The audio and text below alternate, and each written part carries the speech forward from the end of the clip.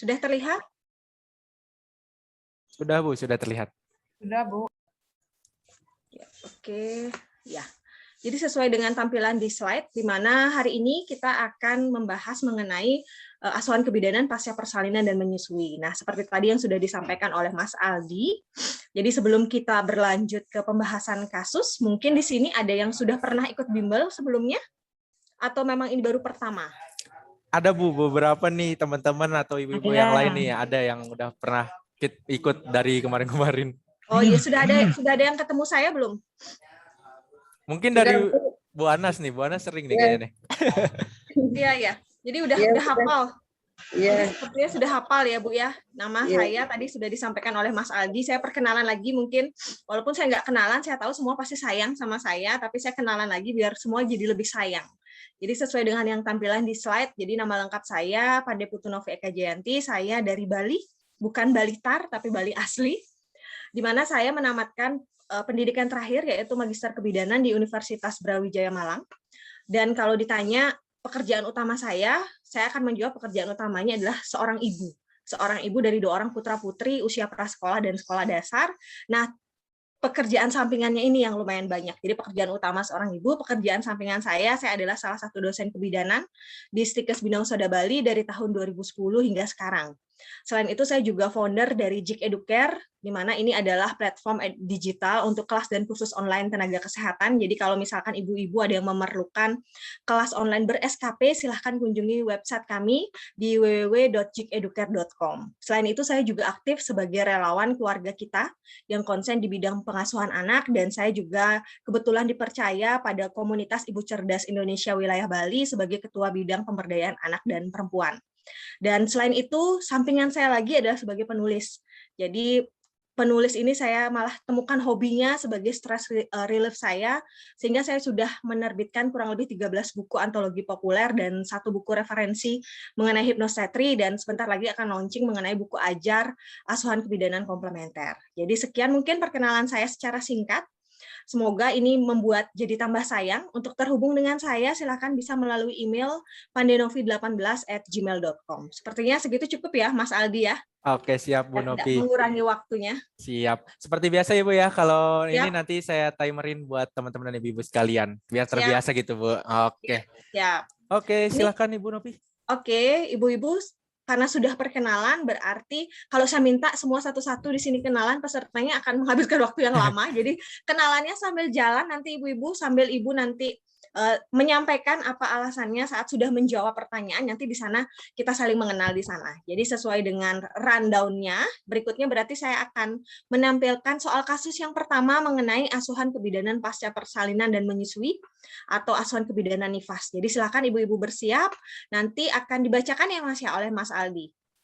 Ini aja Bu, nanti teman-teman analisa sendiri Bu untuk soalnya. Oke, siap. Berarti saat ditampilkan nanti akan diinformasikan oleh Mas Aldi, dihitungnya 1 menit ya. Iya, baik teman-teman dan ibu-ibu sekalian, untuk soal nomor pertama sudah terlihat, kita bisa langsung mulai kerjakan dari sekarang. Jangan lupa bisa langsung dijawab di kolom chat ya. Terima kasih.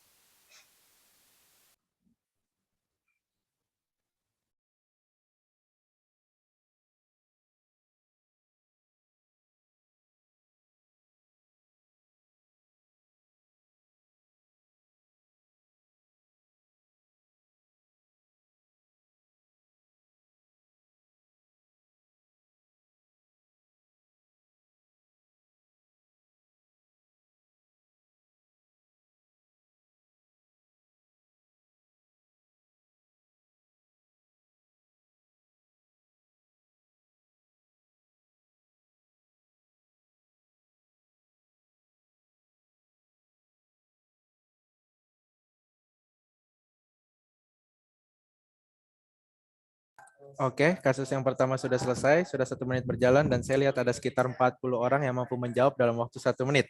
Tadi saya lihat untuk di pembuka pertama, itu ada dari kakak atau Ibu Muna dengan opsi yang A. Oke, setelah saya scroll ternyata kompak nih semua jawabannya A.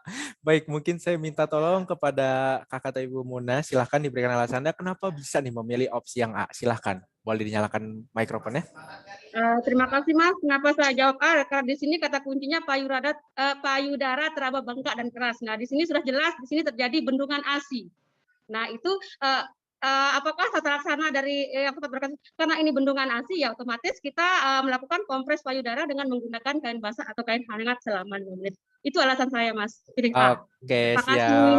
Terima kasih kembali Bu Muna. Dan ternyata nih sepertinya tidak ada yang perlu dibahas lebih lanjut nih Bu mengenai opsinya teman-teman dari masing-masing jawabannya nih. Soalnya semuanya jawabannya A, Bu. Ya benar, kompak ya semua jawab Iya. A ya Mas Aldi ya. Baik, saya kembalikan kepada Bu Novi. Bagaimana Ibu tanggapannya? Iya. Silahkan. Ya, baik. Terima kasih Mas Aldi. Jadi tadi sudah dijelaskan oleh Ibu Muna, salam kenal Ibu Bidan Muna. Jadi semoga sih apa yang tadi disampaikan oleh Ibu Bidan Muna itu mewakili untuk jawaban yang kompak ini, semua jawabannya adalah A. Kita lihat di sini. Ya, jawabannya memang benar. A, yaitu kompres payudara dengan menggunakan kain basah atau hangat selama 5 menit. Nah, yang pertama dalam sebuah kasus kita cek data fokusnya, lalu lihat di sana kata kuncinya. Di mana kata kunci pada kasus ini yaitu hari kelima postpartum, di mana payudara mengalami nyeri dan bengkak. Dan ingat di sana teori, kalau misalkan payudara terasa nyeri dan bengkak tanpa adanya suhu, berarti benar tadi disampaikan oleh Ibu Bidan Muna. Di mana kasus ini yaitu mengalami bendungan ASI. Tata laksananya pada bendungan ASI yang pertama, yaitu sangga payudara ibu dengan bebat atau bra yang pas. Lalu kompres payudara dengan menggunakan kain basah atau hangat selama 5 menit. Nah, ini yang jawaban yang A ya, ibu-ibu ya. Lalu yang ketiga, urut payudara dari arah pangkal menuju puting. Lalu keluarkan ASI dari depan sehingga puting menjadi lunak. Lalu yang berikutnya, susukan bayi 2 hingga 3 jam sesuai keinginan bayi dan pastikan perlekatannya benar. Lalu pada awal-awal menyusui, jika payudara belum kosong, maka wajib dikosongkan. Silahkan gunakan pompa jika tidak bisa dilakukan pengeluaran ASI secara manual.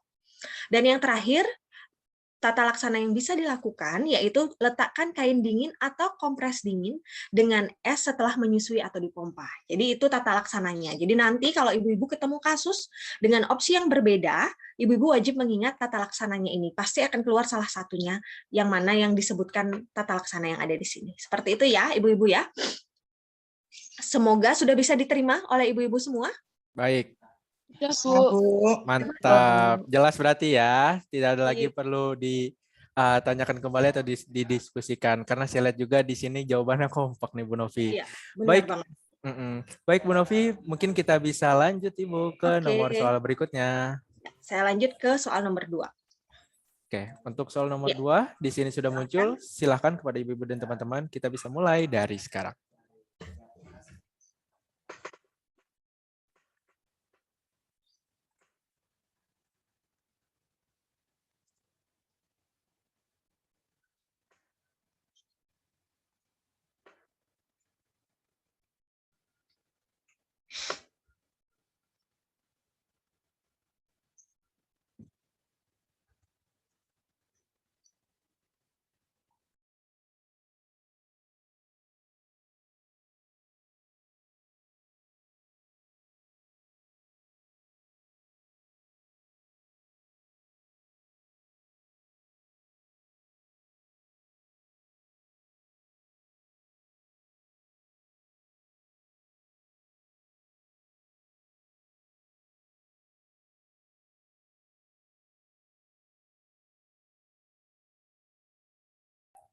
Oke, untuk kasus kedua waktunya sudah selesai, 1 menit berjalan, dan di sini ada 30 chat yang masuk, yang mampu menjawab dalam waktu 1 menit.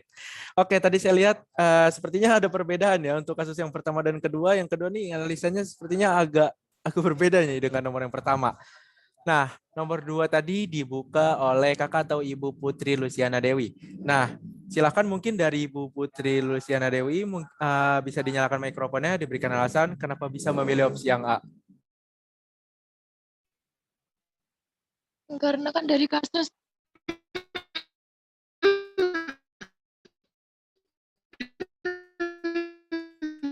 Oke, mohon izin kakak atau Ibu Putri di sini mungkin jaringannya agak down ya di sana ya. Jadi di sini suaranya kayak robot nih.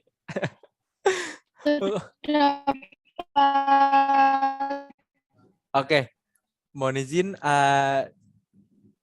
saya matikan dulu ya, mungkin ya. Terima kasih Kak Putri.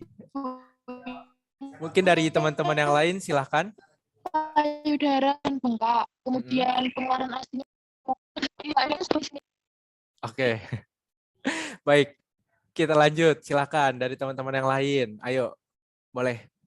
Di sini ada dari Kak Nirmasari, silahkan, boleh. Dari Kak Lisa Setianingsi, silahkan yuk, siapapun boleh dinyalakan mikrofonnya, diberikan penjelasan biar teman-teman yang lain sama Bu Novi ini tahu penjelasannya gitu. Silahkan yuk. Mungkin saya Bu ya, Mas Ali. Oke, silahkan Bu Mardiana, boleh. Ya, terima kasih. Ini sebenarnya saya pilih E tadi ya. Proses menyusui dengan memerah ASI atau pumping. Di sini kan dikatakan ini kan nifas 3 minggu dengan keluhan terasa nyeri dan bengkak di payudara. Di sini kan ibunya udah panas ya, suhunya 38. Kalau menurut saya tapi nggak tahu teman yang lainnya gimana. Oke, terima kasih banyak Bu Mardiana atas penjelasannya. Nah, di sini enak nih Bu Novi nih. Ternyata ada 3 variasi jawaban Bu. Ada yang jawab A, ada yang jawab B, ada yang jawab E. Mungkin bisa kita lanjut. Saya berikan kembali kepada Bu Novi. Bagaimana Ibu? Silakan.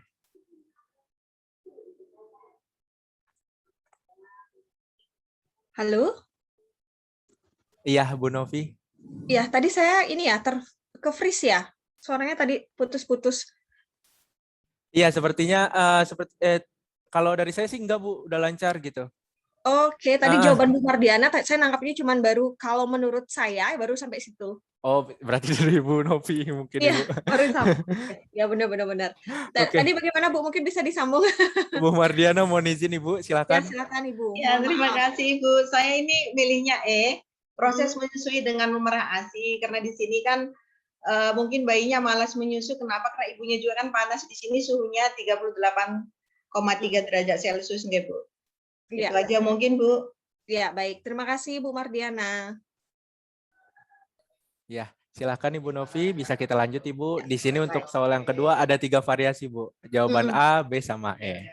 Ya, jadi jawabannya beragam ya, A, B, atau yang E. Kita lihat jawabannya. Jadi yang benar itu adalah yang A, Ibu-ibu. Jadi tetap kita sarankan adalah menyusui pada kedua payudara.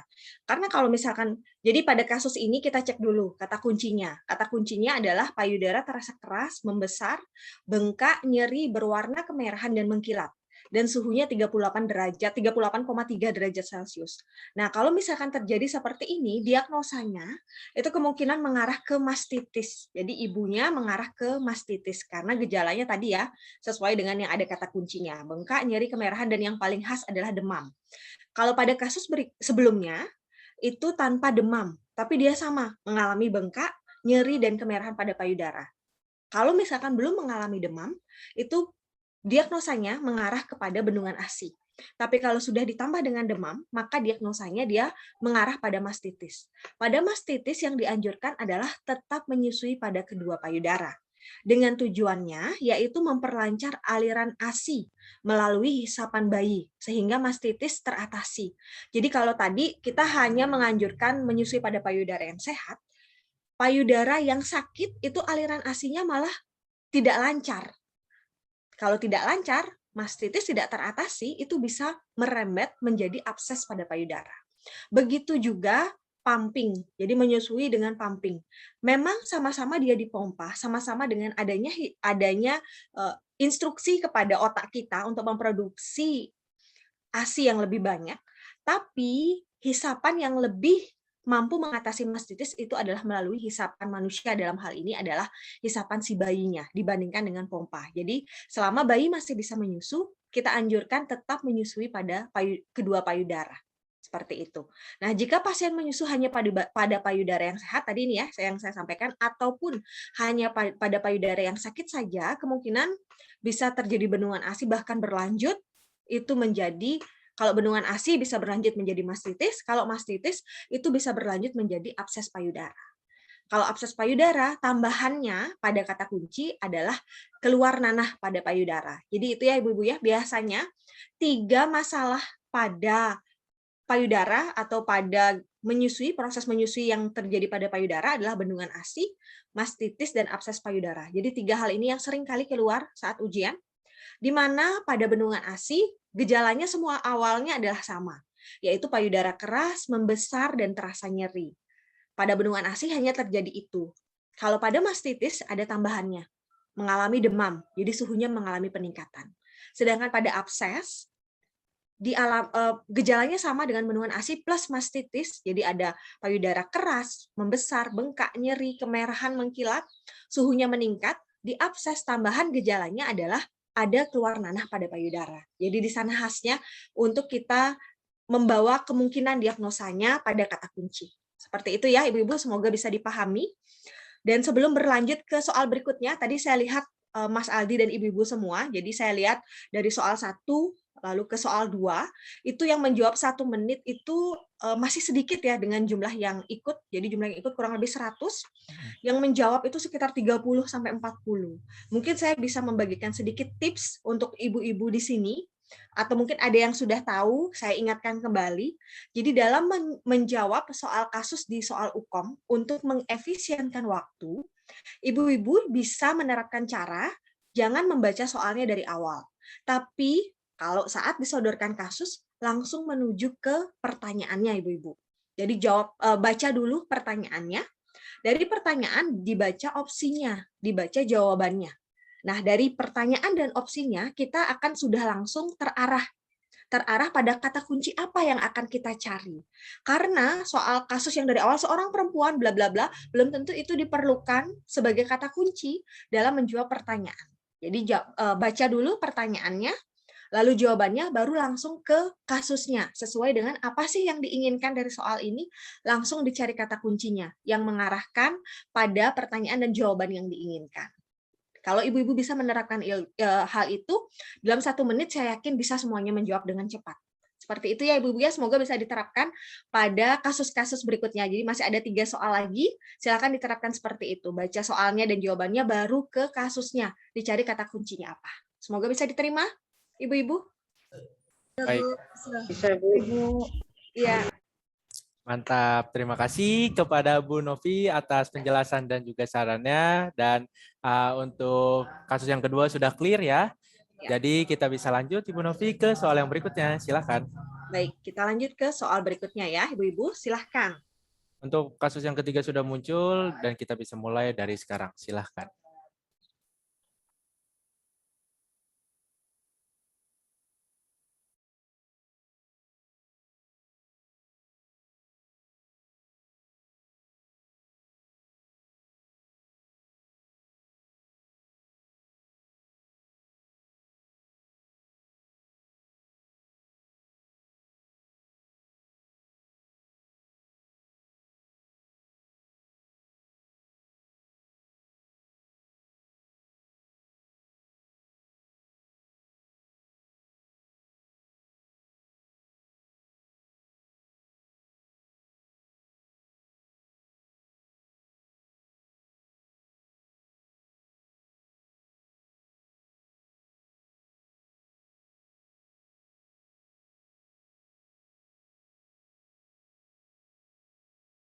Oke, untuk kasus yang ketiga sudah selesai, waktunya sudah 1 menit, dan di sini saya sangat bangga sekali apa yang tadi sudah disampaikan dari Bu Novi ternyata memang akurat nih, langsung banyak banget nih Bu responnya. Di sini ada 64 pesan yang masuk, dan saya lihat untuk jawaban yang paling pertama itu tadi ada dari Kakak atau Ibu Fitrianika Maya Dewi, di sini memilih opsi yang A. Silakan mungkin dari Kak Fitrianika diberikan penjelasannya kenapa bisa nih memilih opsi yang A. Sambil saya lihat jawaban teman-teman yang lain. Silakan yuk. Kata kuncinya di bayi menghisap puting saja. Ada data bahwa puting susunya lecet. Udah itu aja. Oke. Bayi menghisap puting saja. Udah. Siap. Terima kasih, Bu. Nah, kita lanjut nih. Saya lihat di sini saya scroll itu sama, semuanya kompak ya jawabannya A. Coba saya lihat nih. Mungkin ada variasi jawaban lain ya kan, siapa tahu nih ada teman-teman. Oke, Bu Novi ternyata semuanya kompak Bu menjawab opsi yang A. Apakah benar Bu untuk kasus yang ketiga ini jawabannya A?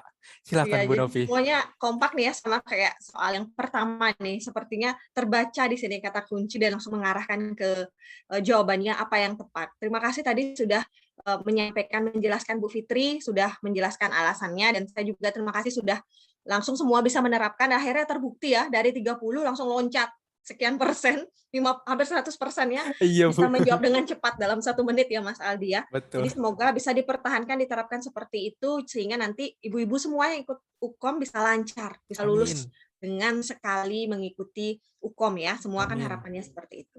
Oke, kita lihat jawabannya. Ya, benar, jawabannya memang A, yaitu teknik menyusui yang salah. Kata kuncinya adalah menyusui anaknya, namun anaknya sering rewel saat menyusu. Dan tadi ya, tambahan adalah puting susunya lecet. Jadi kalau misalkan puting susu lecet, lalu anaknya sering rewel saat menyusu, maka kemungkinan itu adalah teknik menyusuinya yang salah. Nah, karena di sini teorinya, bayi rewel itu memiliki banyak arti. Seperti merasa lapar atau tidak nyaman. Jadi bayi rewel itu artinya dia sedang merasa lapar atau tidak nyaman. Nah, menangis juga membantu bayi mengungkapkan apa yang ia lihat, ia dengar, atau sensasi lainnya yang terlalu kuat baginya. Bayi yang mendapatkan asupan ASI yang mencukupi saat siang dan malam hari selama beberapa bulan pertama kehidupan, itu harusnya sebenarnya dia jarang menangis karena rewel. Jadi menangis itu sebenarnya adalah suatu bahasa dari si bayi bahwa ada yang salah nih sama dirinya, ada yang tidak tepat terjadi sama dirinya. Kalau kita orang dewasa mungkin bisa dengan ngomong dan orang dewasa lainnya mengerti. Tapi kalau bayi belum bisa berbicara, cara dia menyampaikan, cara dia berkomunikasi adalah dengan menangis. Jadi menangis adalah tandanya dia menangis biasanya akan diidentikan dengan dia rewel.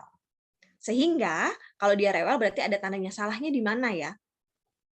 Kemungkinan di teknik menyusuinya yang salah. Sehingga yang bisa kita lakukan adalah mengenai teknik menyusui yang salah. Karena asupan ASI yang baik, asupan ASI yang tercukupi, itu dimulai dari teknik menyusui yang benar. Jadi yang paling tepat jawabannya itu adalah A, teknik menyusui yang salah. Seperti itu ya, semoga bisa diterima oleh ibu-ibu semua. Oke, mantap. Ya, Bu. Iya. Terima kasih Ibu Novi atas penjelasannya. Saya rasa di sini sudah cukup ya. Berarti kita bisa lanjut ke soal yang berikutnya, Bu Novi. Baik, saya lanjut ke soal keempat. Oke. Silakan. Ini untuk kasus yang keempat sudah muncul, kita bisa langsung jawab dari sekarang. Silakan.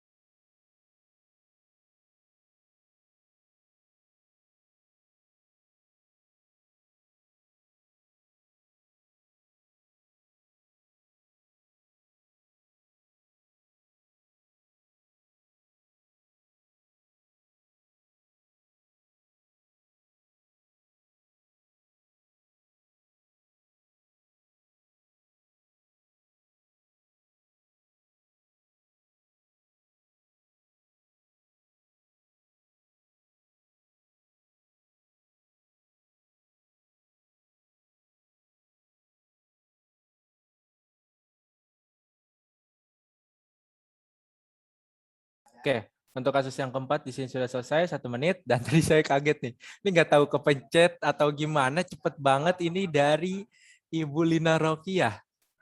Mohon izin kepada Ibu Lina, silakan Ibu diberikan penjelasannya karena Bu Lina nih kayaknya belum ada 5 detik tadi nih ya. Belum ada 5 detik langsung jawab deh nih. Silakan Bu. Saya kan lihatnya itu nifasnya udah 2 minggu. Kan karena dia periode adaptasi masa nifas itu kalau udah 2 minggu itu pasti letting go. Karena kalau taking in dia itu masih tergantung. Kalau taking out dia udah agak ini biasanya hari ke-4 ke-5 gitu. Kalau udah 2 minggu pasti letting go. Oke, siap. Terima kasih kepada Bu Lina sudah memilih opsi yang D. Tadi sudah memberikan penjelasannya dan ternyata saya lihat juga ada yang memilih opsi E nih. Ayo Bu Dayu udah nyalain mikrofon nih. Pilihannya apa nih Bu? E atau D? Pilihan saya D, letting go, cuma mau melengkapi jawaban dari teman bidan tadi, teman saya. Jadi maknanya kalau taking in itu ikuti 1 sampai 3 hari, guys. Kalau taking out itu 3 sampai 10 hari. Kalau letting go lebih dari 10 hari. Guys, terima kasih. Baik, terima kasih kembali Bu Dayu. Dan saya lihat di sini ada yang memilih opsi E. Nih, dibuka pertama dari kakak atau Ibu Inayane. Ya, silahkan. Atau Bu Dwi udah nyalakan mikrofon, jawabannya atau D nih Bu? Mohon izin Mas, Nah, sebenarnya tadi saya bingung. Ini kalau ciri-cirinya ketika tetangga ada menjenguk diceritakan tentang proses persalinan. Nah, itu ciri-ciri dari taking in. Kemudian TFU-nya juga pertengahan pusat simfisis pubis. Itu biasanya 7 hari. Tapi kalau dilihat dari nifas 2 minggu, jadinya fokusnya ke letting go. jadi jawaban Bu Dwi apa nih? Kalau dari lihatnya sih ini jahitan perineum jut 2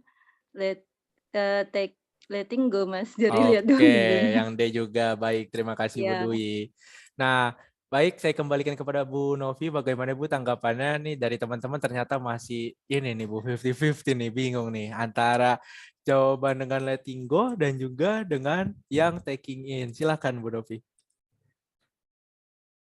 Ibu mohon izin belum dinyalakan mikrofonnya. Ya, baik. Terima kasih. Mohon Oke. maaf. Tadi saya sempat ke-freeze lagi kayaknya, jadi sempat terpotong tadi penjelasan dari Ibu siapa yang terakhir tadi ya. Jadi Bu Dwi.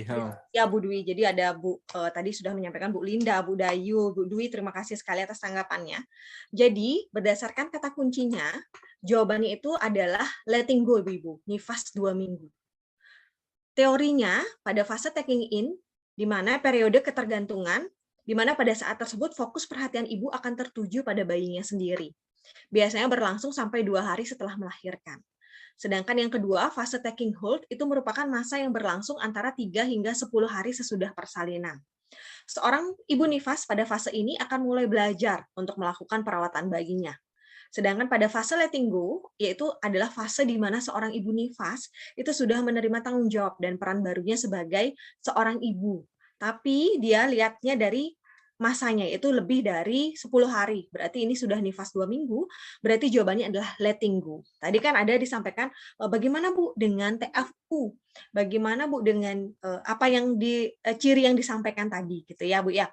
Nah, kalau ada kasus seperti ini, kita fokusnya tetap di kata kunci di nifas berapa minggu dia disampaikan di sana. Seperti itu. Karena kalau untuk TFU, itu memang biasanya ini kan yang memang saat tadi yang disampaikan 7 hari.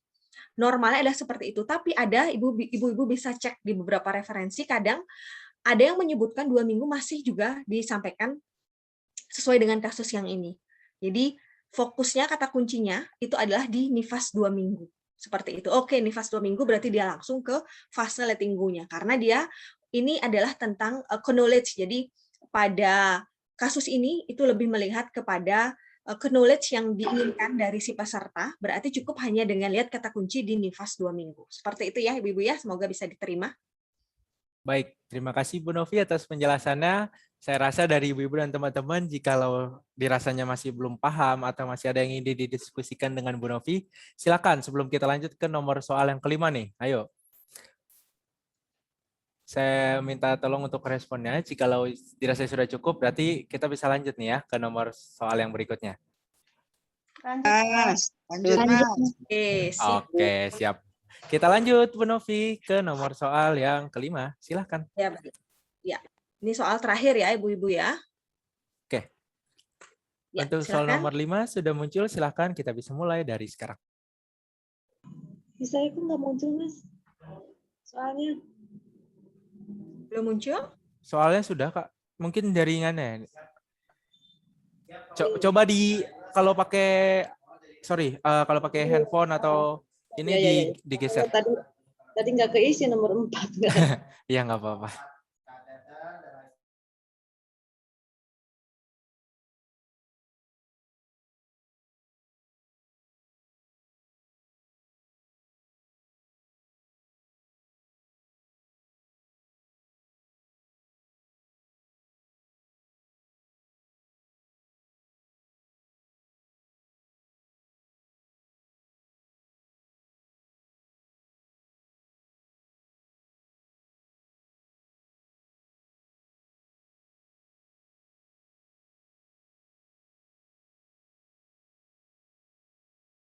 Oke, untuk soal nomor 5 sudah selesai.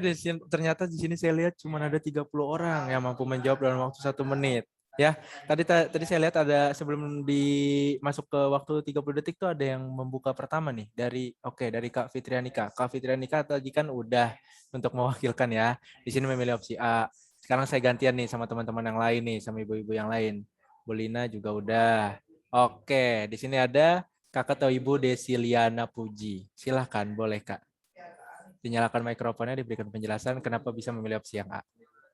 Menurut saya kata kuncinya itu ibunya belum mengetahui tentang gizi bagi ibu pasca persalinan. Kata kuncinya itu sehingga KIE yang diperlukan adalah mengkonsumsi tambahan kalori 300 kalori per hari. Baik, terima kasih Bu Desi. Kita lanjut. Nah, dari Bu Mardiana. Bu Mardiana memilih opsi B. Gimana nih Bu? Apa karena nih salah ketik ya kan, salah input, atau memang benar memilih yang B nih, diet seimbang nih? Silakan Bu Mardiana. Pak. Iya Mas Aldi, saya milih yang B. Kenapa tuh Bu? Di sini memang kan kata kuncinya memang belum ini ya, tadi yang dikasih tahu Mbak Desi ya.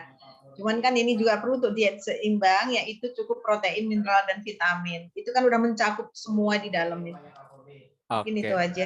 Siap, terima kasih Bu Mardiana. Kita lanjut. Setelah saya lihat ternyata 50-50 antara A dan yang B. Dan tapi saya lihat di sini ada dari Kak Cantika Nuragusti memilih opsi yang E.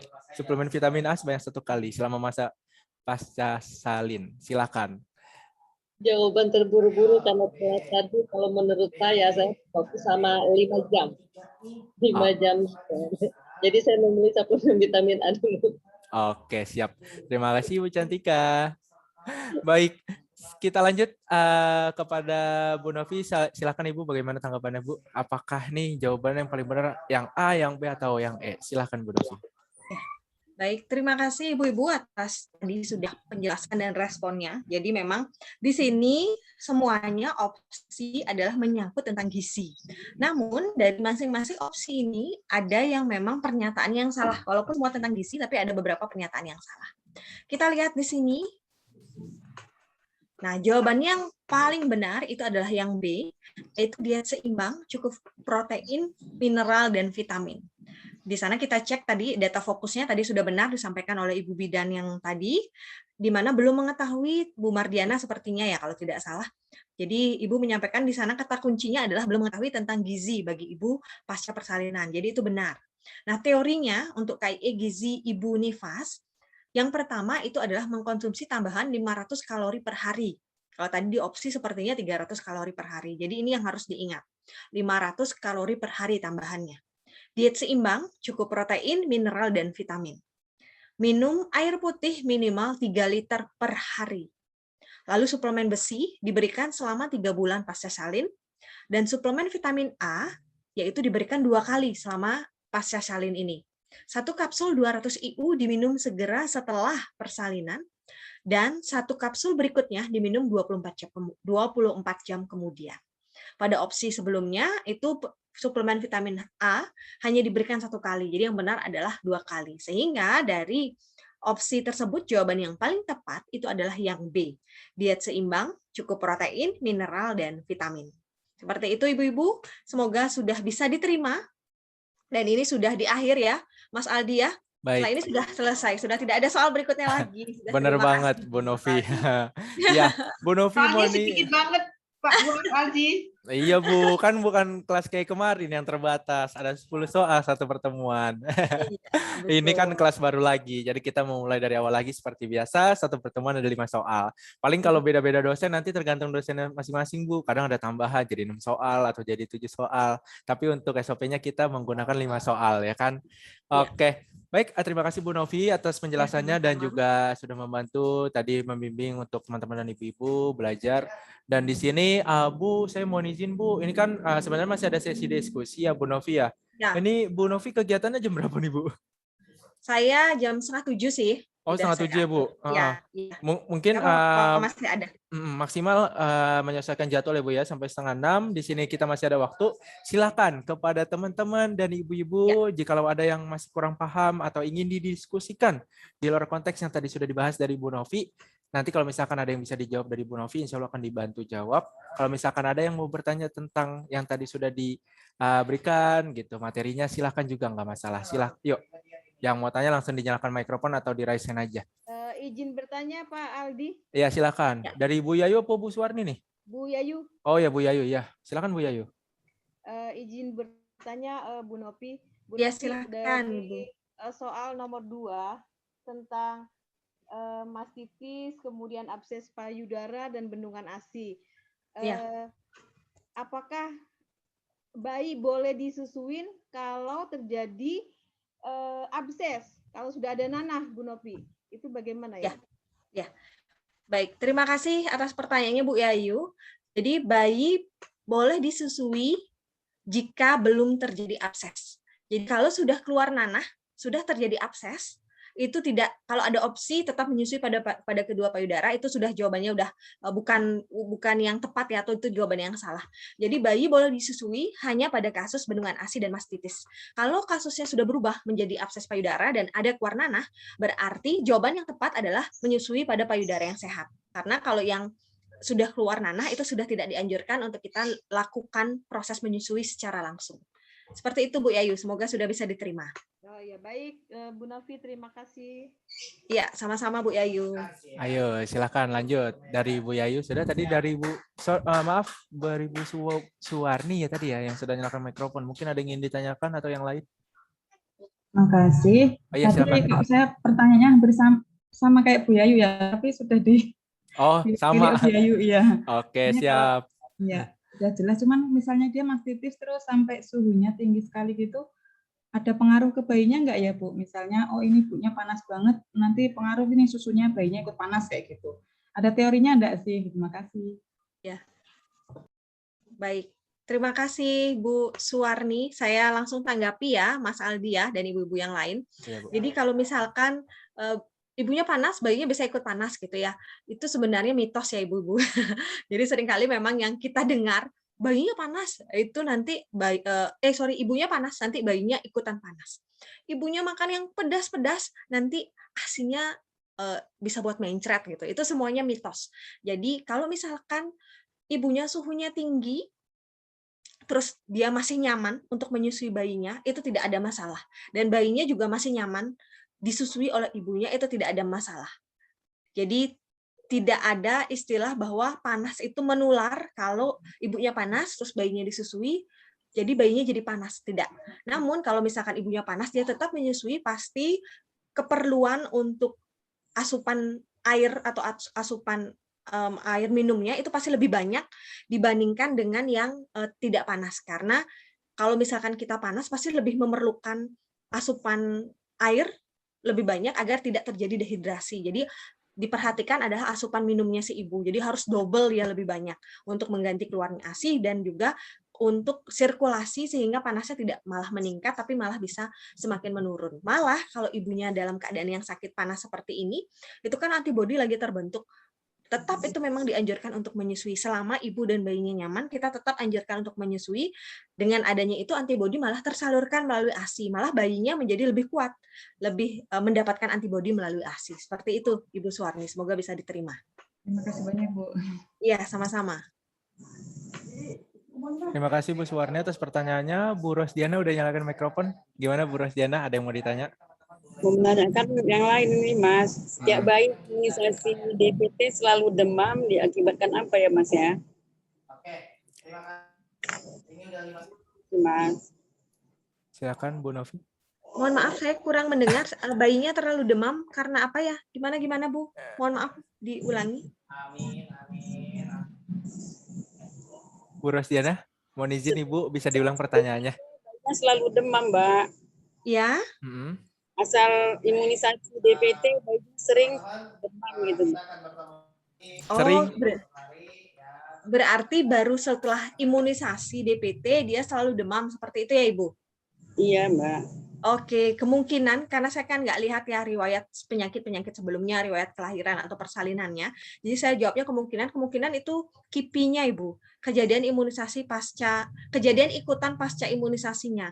Karena kan seringkali memang imunisasi DPT KIPI-nya adalah dia bisa membuat demam. Kecuali mungkin kalau dicarikan mungkin imunisasi DPT kan ada yang tidak panas, mungkin itu kalau dicarikan seperti itu mungkin bisa tidak terjadi demam. Tapi kalau memang DPT yang memang seperti biasanya, memang seringkali KIPI-nya adalah si bayi ini merasa demam. Malah demam itu sebagai reaksi bahwa tubuhnya sedang bekerja membentuk antibodi terhadap imunisasi yang diberikan. Jadi sudah pasti, sudah modelnya tanda bahwa vaksin yang diberikan itu masuk ke dalam tubuhnya. Mungkin seperti itu, Ibu Rosida, semoga bisa diterima. Bu Rosdiana, Bu. Oh, sorry, Ibu Rosdiana. Maaf, Ibu. Oke. Ibu Rosdiana, ini saya sudah mulai hafal nih, Mas Adi. Iya, Bu. Ibu Udah sering-sering muncul ya, Bu ya. Rosdiana. Iya, benar. Oke, silakan lanjut. Terakhir mungkin dari Saya, Mas. Oh ya, silakan dari Bu Fitrianika. Mohon dijelaskan tentang kata kunci saat ada soal yang terkait dengan psikologis postpartum seperti postpartum blues, depresi, psikosa kayak gitu, Bu. Biar langsung kata kuncinya ini, jawabannya ini. Terima kasih.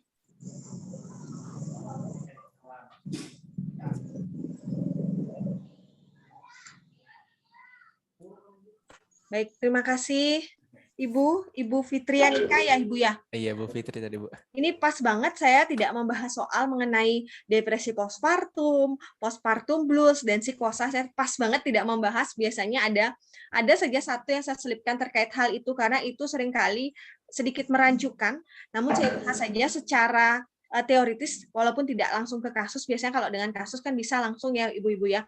Jadi perbedaannya kalau postpartum blues, lalu dia depresi postpartum dan psikosa postpartum, berawal adalah dari postpartum blues Ibu-ibu. Sama halnya dengan gangguan pada payudara. Jadi awalnya semua adalah bendungan ASI.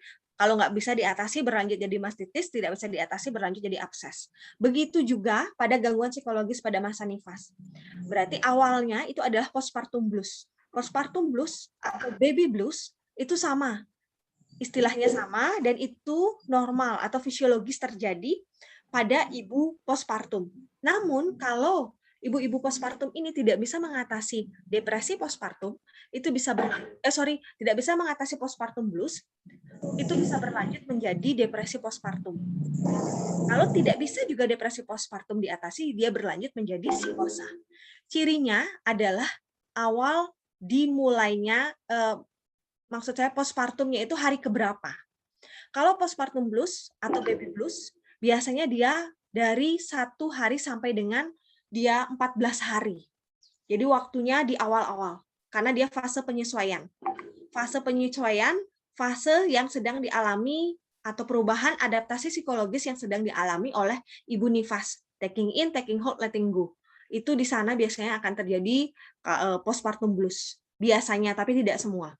Kalau itu tidak bisa diatasi, berarti lebih dari 14 hari dia berkelanjutan dalam waktu yang lama, 1 bulan dia postpartum, 2 bulan dia postpartum, dia masih merasa perasaannya adalah dia sedih, tidak mau menghiraukan bayinya sama sekali, dan ada perasaan bahkan sampai hingga ingin menyakiti bayinya, dia sudah berlanjut ke depresi postpartum. Depresi postpartum tidak bisa diatasi juga, berarti kejadiannya lebih lama lagi, itu bisa berlanjut menjadi psikosa. Kalau psikosa dia sudah gila. Dia bahkan kalau gila dia tidak ingat akan dirinya. Kalau depresi mungkin masih ingat akan dirinya, tapi kalau psikosa dia sudah tidak ingat akan dirinya. Sama seperti orang ODGJ, orang dengan gangguan jiwa. Terapinya harus dengan terapi obat juga yang diberikan secara rutin karena itu sudah mengganggu ke sistem sarafnya. Mungkin seperti itu yang bisa saya sampaikan Ibu Fitrianika. Semoga bisa diterima oleh Ibu Fitrianika dan ibu-ibu lainnya. Terima kasih Bu Novi. Iya, sama-sama. Baik, terima kasih Bu Novi. Untuk kelas hari ini mungkin kita sudahi. Mungkin dari Bu Novi ada lagi Bu yang disampaikan, terutama dari teman-teman. Saya rasa ada juga nih Bu yang baru, cuman belum kelihatan aja nih, belum kedengaran suaranya nih. Iya, mungkin masih malu-malu. Ya, Sepertinya sih gitu Bu. Iya. Jadi yang bisa saya sampaikan mungkin untuk ibu-ibu yang ada di sini, izin saya end show. Jadi yang bisa saya sampaikan, jadi ibu-ibu yang ada di sini, untuk UKOM, itu kuncinya bukan di kita hanya sekedar mengikuti saja, tapi untuk kuncinya lulus UKOM sama dengan keterampilan ibu-ibu. Mungkin ibu-ibu di sini sudah banyak yang praktek, jadi sama dengan keterampilan. Makin diasah, makin sering dilatih, itu kita akan semakin mahir. Begitu juga dalam menjawab soal UKOM. Jadi semakin seringlah berlatih untuk mengerjakan soal-soal UKOM. Dengan semakin sering kita berlatih, kita akan semakin terampil dalam menjawab. Salah satu caranya untuk kita bisa terampil adalah dengan mengikuti bimbingan seperti ini. Ini saya tidak maksudnya promosi atau apa ya Mas Aldi ya, dan ibu-ibu semua, karena itu memang buktinya seperti itu. Karena yang saya lakukan pun dulu, kalau saya mungkin dulu zaman saya D3, UKOM-nya belum online, saya ke MTKP namanya. Itu ada ujiannya, ujian pakai OSCA rasanya di MTKP Jawa Tengah. Jadi di sana pun saya belajar tuh belum ada bimbingan online kayak gini. Jadi ibu-ibu nih sudah dipermudah sekali, bimbingan online bisa dilakukan di mana saja. Dulu saya belajar satu buku tebal seperti ini. Karena semakin kita dilatih, itu akan semakin, oh ya, tahulah kita benang merahnya kemana. Oh, yang ini pertanyaannya, oh, udah tahu nih jawabannya kemana. Jadi kurang dari 1 menit, kalau ibu-ibu bisa latihan terus-terusan, saya yakin ibu-ibu bisa menjawab, dan tentunya sesuai dengan harapan kita bersama, ibu-ibu bisa semuanya lulus UKOM dengan 1 kali ujian UKOM. Harapan kita bersama ya, kita aminkan bersama. Amin, amin ya. Ya, mungkin itu yang bisa saya sampaikan. Jadi, rajin berlatih, bisa mengikuti bimbel UKOM seperti ini, jadi semakin kita terampil, ibu-ibu. Baik, terima kasih Bu Novi atas pesannya. Ini lucu Ya. banget, itu siapa Bu anaknya Bu? Ya maaf ya, ini anak saya baru bangun tidur, jadi dia ikutan saya aja, ini anak saya berdua. Ya nggak apa-apa Bu. Baik, terima kasih kepada ibu-ibu dan teman-teman sekalian. Di sini sudah mengikuti bimbingan kita pada sore hari ini. Mudah-mudahan apa yang tadi sudah disampaikan dari Bu Novi dan selama pembelajaran, semua ilmunya bermanfaat. Dan jangan lupa, jangan pernah bosan sama pesan saya. Ingat, apa yang sudah tadi dijawab, soal-soalnya dicatat. Benar berapa, salah berapa dari 5 soal. Biar apa? Biar nanti pada saat soft file yang saya berikan dan juga record yang saya berikan itu nanti bisa sebagai bahan evaluasi dari teman-teman dan ibu-ibu sekalian. Oh tadi pada saat bimbel saya salah nih nomor 1 gitu. Pada saat nanti penjelasan file saya berikan, jadi kan nanti sudah kelihatan tuh. Oh berarti saya masih nggak bisa di soal yang model seperti ini. Terus masih ternyata saya udah mampu dengan model soal yang seperti itu gitu ya kan. Baik. Mungkin itu saja Bu Novi, teman-teman serta ibu-ibu sekalian yang bisa saya sampaikan. Mudah-mudahan semuanya sehat selalu dan doa saya untuk teman-teman dan ibu-ibu mudah-mudahan bisa 100% kompeten. Amin, amin ya rabbal alamin. Satu lagi Mas Aldi, tadi Iya, Bu terlewat, Novi. jadi yakinlah ibu-ibu bahwa hasil itu selalu setia pada prosesnya. Jadi yang penting kita berproses dan berdoa, maka hasil itu akan mengikuti. Jadi tidak ada hasil yang mengkhianati proses. Yakin aja itu pasti bisa tercapai ya ibu-ibu ya. Tetap sehat, jaga kesehatan. Dan sampai bertemu di bimbingan berikutnya. Semoga nanti bisa ketemu lagi di bimbingan berikutnya dengan saya. Salam kenal semuanya ibu-ibu. Baik, terakhir sebelum selesai kelasnya di sini saya ada dokumentasi karena ini kelas baru ya kan. Saya juga isi pertama nih. Mungkin pertama dan terakhir deh. Saya nggak tahu juga ya. Gitu Mas Aldi. Ini Bu, maksudnya untuk kelas yang bidan ini. Karena kan masih ada kelas perawat, saya harus isi di perawat. Oh iya ya. Iya. Ayo buat teman-teman dan ibu-ibu sekalian semuanya dari Bu Novi juga mungkin mau ikut juga nggak apa-apa. Kita mau ini dulu ya. Ada saya ikutan dokumentasi. juga nih Mas Aldi. Oh boleh. Boleh banget Bu. Sebentar ya Bu ya. Ya silahkan. Silahkan yuk sambil nunggu ini teman-teman dari ibu-ibu sekalian juga bisa dinyalakan. Lu bisa di ini lagi nggak sih, tambahin lagi nggak sih? Kalau gue screen sekali nanti di sini nambah nggak? Enggak, ini harus save manual. Ini save dulu berarti. Berarti sekali dulu ya. Oke sip. Udah, ntar aja. Gue delete dulu ya. Oke, sebentar.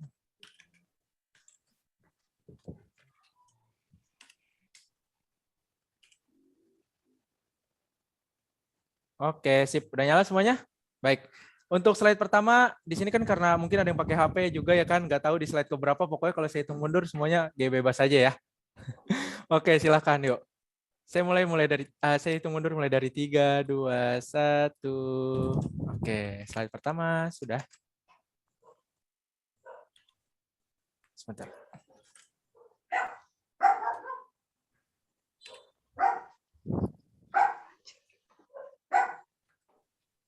Apa? Oke, kita lanjut. Untuk slide kedua. 3, 2, 1. Oke. Bu Geti Dewi juga sama anaknya, Bu ya. Oke. Siap. Sudah. Oke, siap. Terima kasih. Jadi itu aja yang nyalain kamera ya. Untuk teman-teman yang lain sepertinya tidak ada lagi.